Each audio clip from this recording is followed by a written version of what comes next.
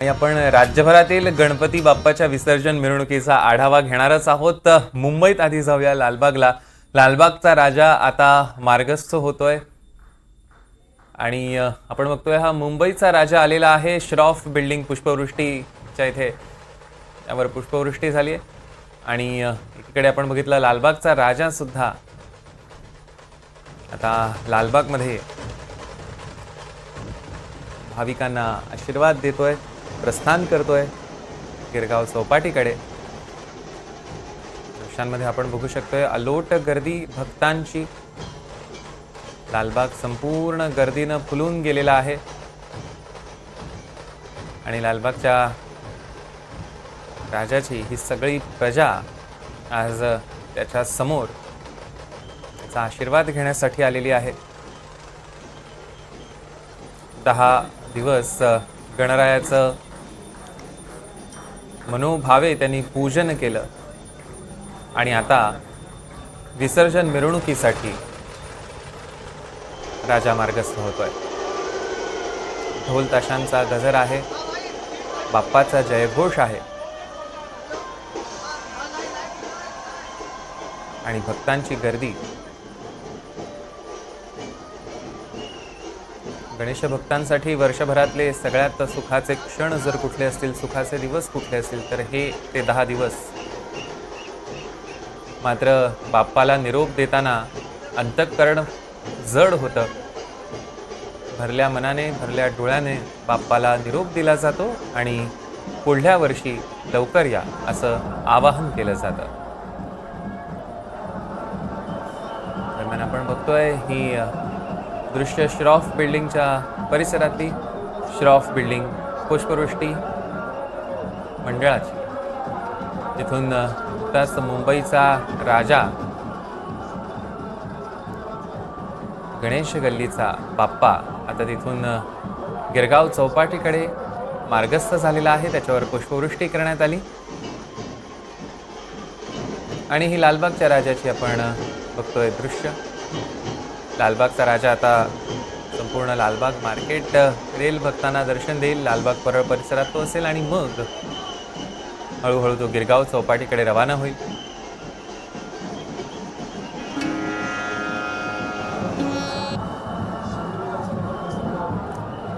लालबाग परिसरात आज मुंबईतनच नव्हे तर संपूर्ण राज्यभरातनं भाविक भक्तजन येतात, ज्यांना गेल्या 10 दिवसांमध्ये बाप्पाचं दर्शन घेता येत नाही।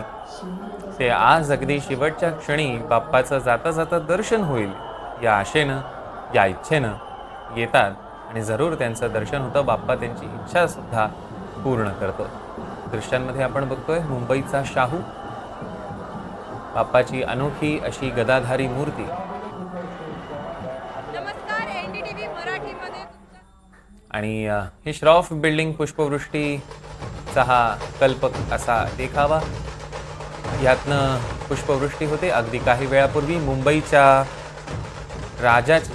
राजावर इथे पुष्पवृष्टी करण्यात आली आणि आता मुंबईचा शाहू त्याच्यावर ही पुष्पवृष्टी करण्यात येईल। आपण दृश्यांमध्ये बघतोय आनंदाचं उत्साहाचं वातावरण आहे लालबागमध्ये आणि संपूर्ण अर्थातच राज्यभरात गणरायाला निरोप द्यायला भाविकांनी अलोट गर्दी केलेली आहे। गुलाल आणि फुलांची उधळण होते।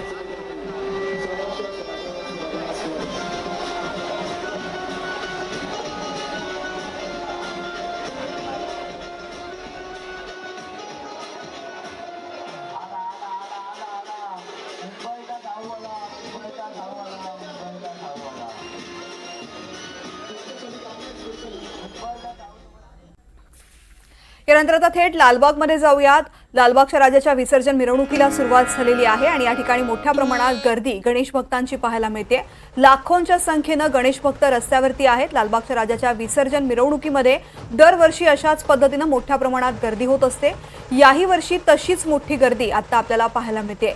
लालबागच्या राजाच्या विसर्जन मिरवणुकीमध्ये हजारो लाखो भक्त या ठिकाणी सहभागी होण्यासाठी पोहोचलेले आहेत।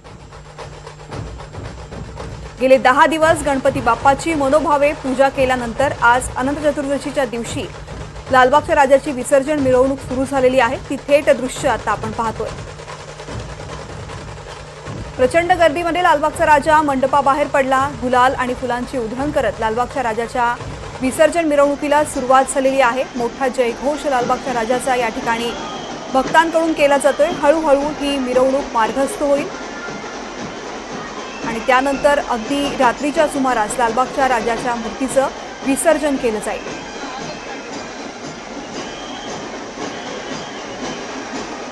लालबागच्या राजाची मूर्ती अतिशय वैशिष्ट्यपूर्ण असते. 18 ते 20 फुटाची ही मूर्ती सिंहासनावरती आरूढ असते. दरवर्षी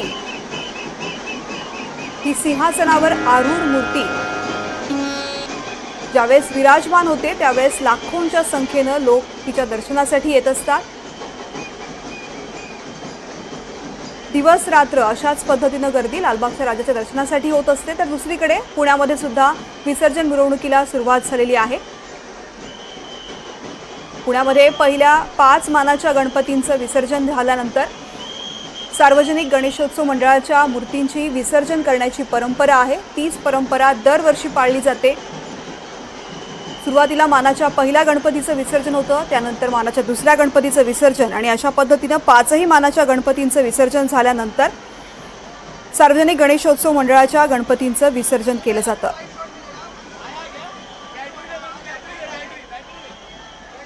कसबा गणपती हा मानाचा पहिला गणपती मानला जातो आणि मंडईमधील टिळक पुतळ्यासमोर पूजा झाल्यानंतर याच्या विसर्जन मिरवणुकीला सुरुवात केली जाते. तर दुसरीकडे मुंबईमधली सुद्धा दृश्य आपण पाहतो लालबागच्या राजाच्या विसर्जन मिरवणुकीची. खरं तर महाराष्ट्रामध्ये आज मोठ्या प्रमाणामध्ये गणेश भक्त आपल्या बाप्पाला निरोप देत असतात.